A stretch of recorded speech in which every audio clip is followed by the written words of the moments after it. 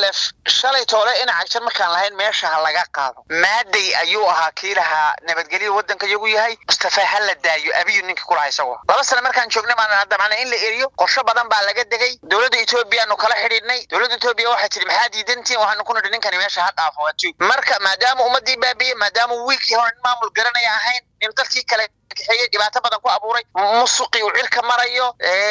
ka kontrabaan government ay noqdeen iyo NGO hala dhaafiyo meesha maaday wuxuu ahaa ninkii lahaa dadka iyagu ninkan ay ku qanacsan yihiin loo daayo maxay isbedelay marka war Mustafa maxaad ku ballanteen ma Mustafa heshiis idin ka dhaxeeyay mise Itoobiya idin ka dhaxeeyay idinku ma Itoobiya la dagaalamaysa maamulka deegaanka Soomaalida la dagaalamaysa hadaan maamulka Soomaalida deegaanka Soomaalida la dagaalamaysa maamulka deegaanka Soomaalida heshiiska la gasheen muxuu ahaa haddii aan Itoobiya la heshiiseen la dagaalamaysan heshiiska aad la gasheen muxuu ahaa ayaga laftooda hadalkooda markaad u fiirsato waxa dareemaysaa inaynan waxba meesha ku haynin waayo waxay ku oranayaan kol Itoobiya ka socolaana ka baxday heshiiskii kol waxay qoon maamulka deegaanka ka baxay isagaanu ballan lahayn inaanu kulanayna ahayn oo maxaa ka kulmaysan isagu muxuu fulin karaa isagu waa xisbi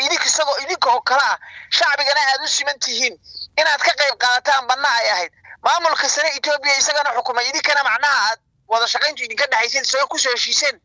ayay ahayd inaad ka wada hashaan maxaa kala London lagu iman kala Nairobi aadana hebel baa laga reebay diyaarad iyo hebel baa laga reebay inuu shirka yimaadiyo faa'id liitinimada meesha taalo waxaan ururka halka la marinayo foolxumadeeda waxa kamid ah niman xataa wasiir ahayn oo ku xigeenka wasiirka madaxtooyada ayay u ooyaan oo ay fulayeen nooma iman waa Faaruq muxuu yahay waa nin cagshar u shaqeeya waa dabadhilif kale oo cagshar sidii kale dabadhilifa oo abiyo shaqeeya waxa weeyaan dhagax nin kugu soo tuuray baa la hadlaaya dhagax uu lama canaanto marka Mustafa cagshar iyo Faaruq iyo kuwan meesha yaacaya daybiyo waa dhagaxyaan oo abiyo ku shaqeysto abiyuna iyaga heshiis ma dhex marin abiyuna iyagu ma heshiis la gelin heshiis haduu jiraba anu ma aaminsan heshiis jireen saxay oo la heshiiska la idin ka baxay muxuu ahaa heshiis ma jiro maraduna marka meesha heshiis jirin ujeedadu waxa in barafka laga soo xaroodo barafkina waad ka soo xarooteen heshiiska intaas oo amiyaal idinka la idin dhibaatayna ama la idin xiraya maya iska joogo ka hor inta aad ku soo gashay la idin xidho la idin dhibaateen ONLF ma waxay ahayd cadaan iyo maaday dadka su'aashaas aan rabaa inaan weydiiyo ONLF waxay ahayd xisbi ballaaran oo shacab badan taageersan yahay waxay la survive garowday dadka jeclaa hadafkay ku socdeenna wuxuu ahaa deegaanka waxa ka taagan arrimo inta badan shacabku ay hadal hayaan oo ay ka mid tahay ururka ONLF oo sheegay in uu ku dhawaaqay inuu ka baxayo heshiiskii uu la galay dawladda federaalka Itoobiya sanadii 2018 lagana cabsi qabo in ay mar kale hawdka ku noqdaan amaba ay qoriga qaadaan arrintaas maxay ku imaatay ayaad isleedahay horta waxa weeyaan waxaan mahmaaba jirta wax loogu mahmaaha laakiin la yiraahdo karis xun iyana kula waxa weeyaan nimankan maamulka ONLF imika qaarkood ay leeyihiin heshiiskii baanu ka baxaynaa oo heshiiskii maadaama Itoobiya ka baxday waanu ka baxnay horta heshiisku muxuu ahaa waxa ka horeysay heshiiska lagaaga baxay muxuu ahaa that's the question we need to ask them su'aasha aan u baahanahay inaan weydiinaa waxa weeye ONLF heshiiska la idinka baxay ee la garan kara ee meel ku qorna waxaan ku heshiinay yuu ahaa su'aasha labaad la weydiinaa wuxuu ahaa heshiiska yaad garantoor uga dhigteen ama wax la yiraahdo quraad yaa idinka ahaa ayaa wakiil idinka ahaa oo cid caalami ah oo idin dhexdhexaadiso idin la ogeyd miyay jirto isayaas af warka xataa ma weydiin kartaan maanta oo ma oran kartaa war ninkii uu nooga baxay heshiiskii aanu lahayn waxa weeye wax heshiis oo la taaban karaana ma jirin heshiis hadaan la gelinna wixii lagu la heshiiyay cid mas'uuliyad ka ahayd oo iyaga dhexdhexaadisay oo isu timid waayo waxaan nafsada cabdi markuu joogay heshiis baa waxa la rabay in lagu qabto meesha la yiraahdo Nairobi waxa la isku diiday ONLF waxay ku doodaysaa waa in la helo wadan sida Ingiriiska wadamada Yurub kamid ah oo anaga hadhow toole hadii heshiiskana looga baxo yaanu berri toole ka hela taageero dhexdhexaad aan noqon karto Itoobiya ku caburin karto sida Mareykanka iyo Ingiriiska iyo Faransiiska iyo wadamada waaweyn oo kale ha noqdeen garantoor way diiday Itoobiya arinta isku diidana taas ayaa garantoor uga ah ma siyaasad farqi iyo shaarbu weyna garantoor uga ah hadduu sa garantoor uga ah heshiiska garantoorka looga ila Itoobiya in kadar heshiiska ma naanbix anagu maxaan ku niraanaa bal imka nin kasto aqoon-yahan iyo nin kasto shacbiya iyo nin kasto siyaasi oo wadanka jooga war waa sax oo la heshiiska la idinka baxay muxuu ahaa heshiis ma jiro mar hadduna marka meesha heshiis jirin ujeedadu waxay in barafka laga soo xaroodo dee barafkiina waad ka soo xarooteen heshiiskiina intaasoo miyaa laydinka laydin dhibaatayna ama laydin xidhaya maya iska jooga kolka horba intaan baad kusoo gashay inaan laydin xidhin oo laydin dhibaateen axmedow dee jabhaddu markay soo saaraysay war-saxaafadeedkeeda waxay sheegtay in ururku asagu heshiiskii lala soo galay uu fuliyey dowladda Ethiopia arrintaasi ay ka dhaqaaqi weyday waxay si gaar ah u eedeysay dowlad deegaanka Soomaalida oo ay sheegtay in heshiiskaasi qolada burburinaysa ay yihiin waxa kale oo ay sheegeen in xadgudub lagu hayo shacabka Soomaaliyeed arrimo badan bay ka hadleen oo ku saabsan heshiiskaas iyo dhibaato loo geysanayo shacabka dowlad deegaanka Soomaalida arrintaasi ay sheegayaan miyaysan ku muuqan waxaan aad ula yaabanahay wariye anu waxaan walaal aad ula yaabanahay oo NLF shalay toole in cagsan markaan lahayn meesha laga qaado maaday ayuu ahaa kiilaha nabadgelyo wadanka iyagu yahay Mustafa hal daayo abiyo ninka kula haysago laba sano markaan joognay maan hadda macna in la eriyo qorshe badan baa laga degay dowladda Ethiopia anu kala xiriirnay dowladda Ethiopia waxay tiri maxaa diidantiin waxaan ku nidhi ninkan meesha ha dhaafo waa tuu marka maadaama ummadii baabiye maadaama wiilkii hore maamul garanaya ahayn in dadkii kale kaxeeyay dhibaato badan ku abuuray musuqi uu cirka marayo ka kontrabaan government ay noqdeen iyo NGO hala dhaafiyo meesha maaday wuxuu ahaa ninkii lahaa dadka iyagu ninkan ay ku qanacsan yihiin loo daayo horta maxay isbedelay marka ay kaadada arrintu markay sidaa ahayd uu isagu lahaa shalay toole noo daaya maanta haddana isagaanu ka dhaqaaqi laanahay anigu ma garan karo macnaheedu wuxuu yahay ilaa inka bal waxa la jecelahay in la weydiiyo maati gudoomiyaha oo la fiir rag la socdo waxa rabaa inaan weydiin war Mustafa maxaad ku ballanteen ma Mustafa heshiis idinka dhaxeeyay mise Ethiopia idinka dhaxeeyay idinku ma Ethiopia la dagaalamaysan maamulka deegaanka Soomaalida la dagaalamaysan haddaan maamulka Soomaalida deegaanka Soomaalida la dagaalamaysan maamulka deegaanka Soomaalida heshiiskan la gasheen muxuu ahaa haddii aan Ethiopia la heshiiseen la dagaalamaysan heshiiska aad la gasheen muxuu ahaa ayaga laftooda hadalkooda markaad u fiirsato waxaad dareemaysaa inaynan waxba meesha ku haynin waayo waxay ku oranayaan kol Ethiopia ka socolaana ka baxday heshiiskii kol waxay ku maamulka deegaanka ka baxay isagaanu ballan la lahayn inaanu kulanayna ahayn oo maxaa ka kulmaysan isagu muxuu fulin karaa isagu waa xisbi idinka oo kala shacbigana aad u simantihiin inaad ka qayb qaadataan banna ay ahayd maamulka sare Ethiopia isagana xukuumay idinkana macnaha aad wada shaqayntu idinka dhaxaysay soo ku soo heshiiseen ayay ahayd inaad ka wada hashaan maxaa kol lana lagugu iman kol Nairobi aadana hebel baa laga reebay diyaarad iyo hebel baa laga reebay inuu shirka yimaadiyo faa'id liitinimada meesha taala waxaan ururka halka la marinayo foolxumadeeda waxa kamid ah niman xataa wasiir ahayn oo ku xigeenka wasiirka madaxtooyada ayay u ooyaan oo leeyahay nooma iman waa Faaruq muxuu yahay waa nin cagshar u shaqeeya waa daba dhilif kale oo cagshar sidii kale daba dhilifa oo abiyu shaqeeya waxa weeyaan dhagax nin kugu soo tuuray baa la hadlaaya dhagaxa uu lama canaanto marka Mustafa cagshar iyo Faaruq iyo kuwan meesha yaacaya daybiyo waa dhagaxyaan oo abiyu ku shaqeysto abiyuna iyaga heshiis ma dhexmarin abiyuna iyagu ma heshiis la gelin heshiis haduu jiraba anu ma aaminsan inuu heshiis jireen heshiiska cid ay la galeen federaalka aadeen ayaa ka wada hadlaan waa tahay hadiiba arrimaha aad sheegaysa ay saa u dhacayaan iyagiina ay leeyihiin heshiiskii waana looga baxay ma ku muuqataa aragtida dad badan ka dhex guuxayso iyaga qaybo ka midana ay hawada marin hayaan ee ah inay mar kale qoriga qaadi doonaan duurkan ay geli doonaan maxaase ka dhalan karo xaguu yaal qorigu sayid waxaan ku weydiinaya waxaan rabaa inaan shacabka Soomaaliyeed ku dhageysanaya TV-gaaga dhageysanaya aan weydiiyo hal arrin 30 sanadood iyagoo oo NLF 85% xildhibaanada wadan kale deegaanka Soomaalida 85% bay lahayn maalinta iyagoo 85% leh oo wasiirada oo 22 ah 17 leh oo 7 kaliya oo aan lahayn oo hogaanka booliiska iyo hogaanka nabadgelyada iyo wasiirka muxuu ahayd maaliyadda iyo wasiirka dakhliga iyo wasiir walba caafimaadka iyo wasiirka waxbarashada wasiir walba iyagoo leh ayaa la yiri malasa sanaawu 3 shir u qabtay war dagaalka naga daaya waraxmaara iyo oromo iyo balaayaan ishaynaa dad walaalaan ah rasaasta naga daaya way diideen Allah u naxariistay Sheekh Ibrahim Tufarta yar sida ay naxariistan qalaasiyo يقول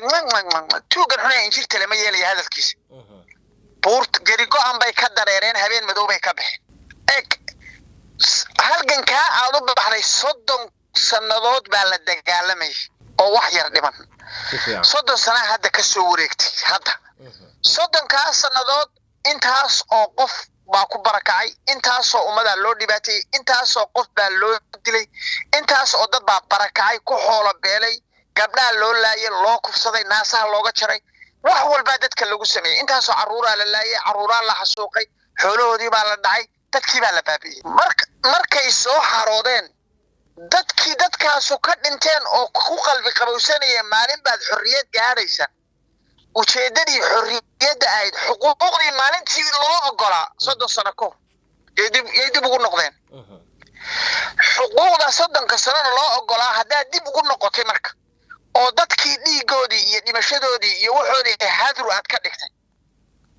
oo ilaa maanta wax soo rehabilitation macnaha soo celiya oo dib soo celiya oo resettlement u sameeya oo ma garanaysa dadkii dhaqaala beelay ganacsiga shaqo abuur u sameeya dhalinyaradii waalidiintood ku dhintay iskuuladoodii iyo caafimaadkoodii damaanad qaada wax la yidhaahdo dee maogtahay jabaaduhu markay soo xaroodaan rehabilitation baa loo sameeyaa dadkii dadka ku dhibaatay waa la liisti gareeyaa liisti baa la qoraa waxa oo dhani ma dhicin heshiiska kuma jirin wixii noocaa ahaa oo dhan haddayna dhicin dadku ilaa iminka waxay isweydiiyaan war maxaan ku dhammaanaynay war maxaan ku dhimanay war maxaa dadka loo xasuuqay war maxaa dadka loo qaxiyay ninkii sidaa yiri ee aan jawaab ka bixinin ilaa iminka su'aasha war maxaan u dhimanaynay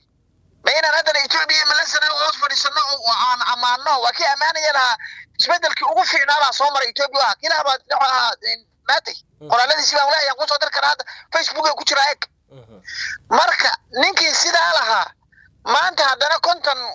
5,000 oo kamaan doosa ii joogta war dadku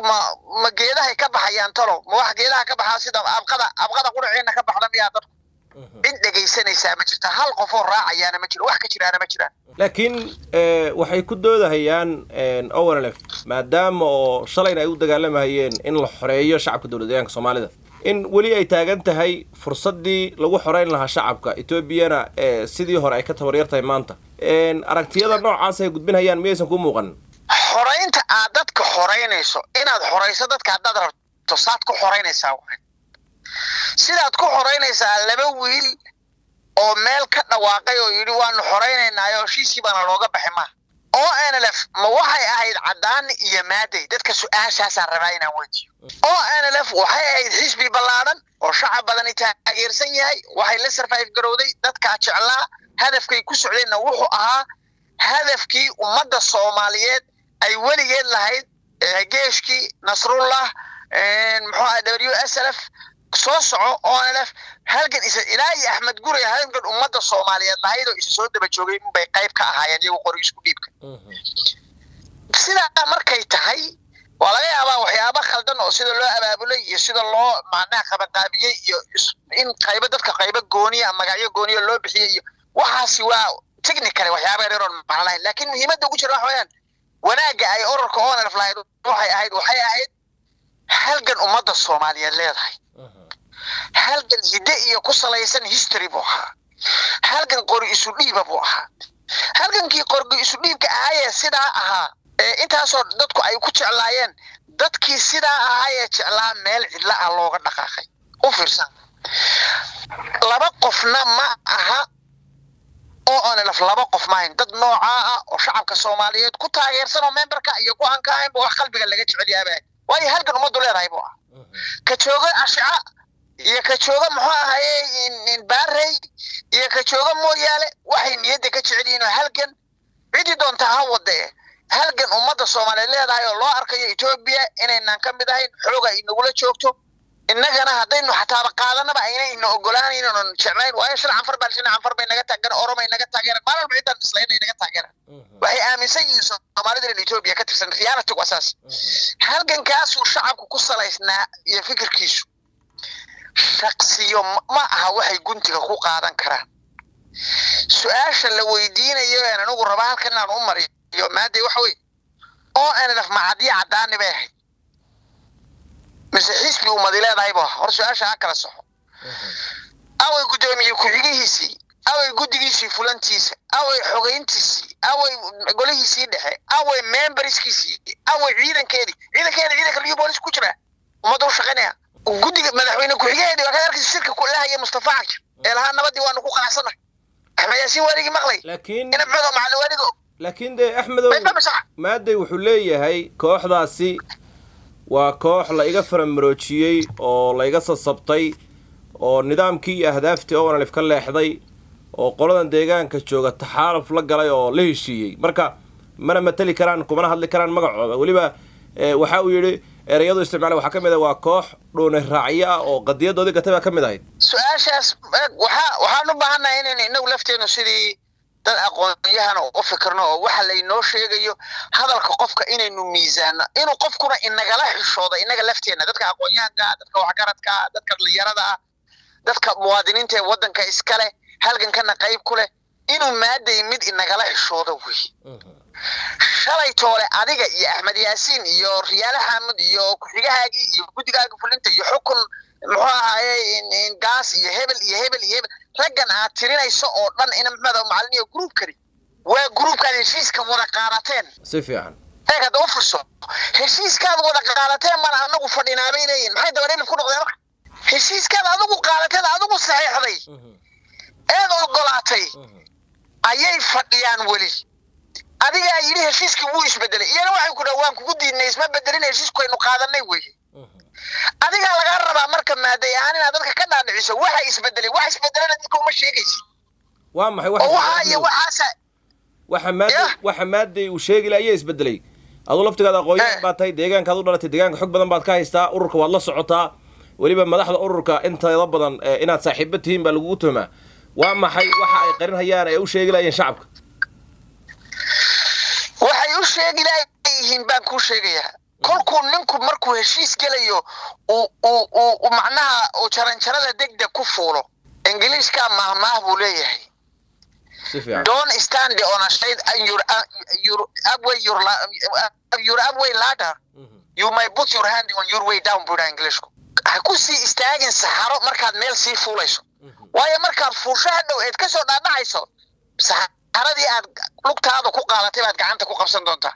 maaday waxa la rabaa in la weydiiyo heshiiska aad adigu gashay ee laga baxay Axmed Yaasiin iyo ragga kula midka waxay leeyihiin wax heshiis oo laga baxay ma jire heshiiska aad adigu noo sheegaysa aad leedahay heshiiska noocaas aan gasho waa garlee waa beentoodo heshiiskaas laga baxay isaga laga rabaa dadka inuu sheego aniga ma inaan u sheego oo si fiican way anoo la member ka saaxiibo waan nahay oo la fikirkooda waxyaabo badan baan ku taageersanaa waxyaabo badanna waan diidanaa oo kamid tahay bixitaankii hore aan diidanaa haddana bixitaanka waan diidanahay wax macquulana ma sida oo la flo handal gareeyana waan diidanahay qadiyada ummadda sida la isugu kaleeyana waan diidanahay laakiin halganka waan ogolahay halganku wuxuu halgan sax wax maaday uraana ma wax ummadda Soomaaliyeed dhan leedahay shaqada buuna hayo qayb kamid ah halgankii ummadda la isqoris dhibka wax fiican buuna runtii waan aaminsanahay laakiin saaxiibana waan kulligood maaday in cadaani kulli waan wada saaxiibo isu dhawaanahay laakiin waxaan diidanahay sida dadku ay yihiin wax ma garato iyo sheekadii ahayd halgan baa soconaya hawaarto wala nin lahaaba wadanka la wareegiyo durbaankii oo kale kuma soconayso waxan si cilmiyaysan oo aqli ku dhisan oo laga baaraan degay ba hadii halgan la galana la gali hadii aan halgan la galaynina lagu joogi laakiin maaday hadana in wadanka dab kale mar kale geliyo isagoo da'daha 80 iyo gogo jir ah looma baahna haduu rabo in halgan la galo waxa laga rabaa inuu miiska dhigo arinta Soomaalida oo dhan wixii wax garad ah fikirka diidan oo dhan la isugu yeero la iskala baaraan dego nimankaas aanu anagu wareysano kuna maaday sheeg wixii ka maqnaa waxaad ku soo heshiisay lagaga baxay dadka u dhalay ilaa qoyaan anaga ma khaldi karmo hadhow toole oo haduu cadeeyo wixii deedna aan dhaano waxa yaa ka baxay yaa la gashay heshiiska adigu qoladii kalena ilaa anagu waan la xiriirnaa Axmed Yaasiin iyo kulli waan wada naqaanaa meel ba jiraan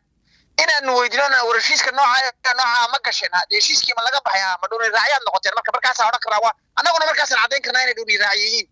laakiin labadooda oo la labadaba anagu ma kala hiirin karno waayo waxay ku goor ku soo heshiiyeen ma ogid waxay ku kala tageen ma ogid mid kale waan ku darayaa oo muhiim intaana ka bixin haddii adiga xisbigaagii inta laga kala qaybiyay intii sii badnayd lagaa qaatay you are politically failed isaga haddii asaga inta xisbigiisii kala badhow laga qaatay laga qaybsaday dawladda lagu darsaday isagii lagu garaacayo iyagoo caalankii oo la qorto ku duuban ay leeyihiin waa beentii waxaan anigu aaminsanahay jaanisyada soo maray maaday 1 week hadday soo mari lahaayeen walaa Mustafa Cagjar baan kilka waxba ka noqdeen walaa Abiy baan kilka waxba ka qaadeen way albaabadan ka joogsan lahaa shacabkana waan u sheegi lahaa maalintii ugu horeysay baan ku garaaci lahaa dhagahan ka garaaci lahaa Mustafa Cagjar laakiin isagu waa ninka la daayo si fiican markaanu eriyayno lahayn ninkan waa tuug oo la anigu waad ogeed qoraaladaydi waad la socotaa aad baynu wada socnaani adu oo la fahad difaaci jiray tigtiga inuu ku kiciyo damay odayaasheedoo dhan baan la hadloon ku iri yunan been idin sheegin Cagjar xisbigeena waa xisbi walaalaheena shalay bay soo galeen koladay nabad qaateen oo la faateeni yaan laydin ku dilo reer laydin ka dhigay dhalinyaro dhan baan walba lahayn adeer nin siyaasad ahaan aan gudbaynin waxba uma qaban kartid cadaan iyo maaday waa laba shakhsi hada عاديا legitimacy هذا فرق هوري هاي نوع عاديا إيه legitimacy حسبي إلى حسبي ما تقنا هذول نقويانا تاي حسبي وكل شيء members وكل شيء قرنه وكل شيء good friend ما دي واحد ربعين لو يديو ما حسبي وما دام قدوميا لو قدرت ده كيسان ترى قدرت ده كده أنت قدوميا نقول ماشي سفيان ما أنت أنا جلاسكو كمينة تيجي قدوميا كاه members ka idortay members ka oran berito hadayna lan ku yeelmeen ana gudoomiyaha ma ona qorbeel ma istaag karade ma shaqeynayso saxna ma legitimacy noqon bayso waxaan rabaa in la weydiyo war members ki misad ka haysa shacabka yaga noqol bari baan u yeerayna ma shaqeynayso waxaas waa sheeko waa iska fascista nooc kamida waxa weeyaan gudi fulintaadi aaway golaha ka dhex aaway natus ina golaha ka dhex xisbigaaga ay ku taagsan قبل الشركة أو واحد على قراها نحن نسوق كانوا قداميها حقيقة يقولوا فلنتي قراها كده نحن يوم كأكو على فردين نتص أديناها كودا أدين صار كومينيكي على لا واحد نقول قاعد نسينا يخال كاسة ده ده تلفيش كأننا نوصل فرستاف مش عارف ما دي حد أنا نقول شيء راح أدوتات صعون ما يوعس أحمد واد بعد ما صدق كم العلة وقت هذا هذه بعد ما سنجور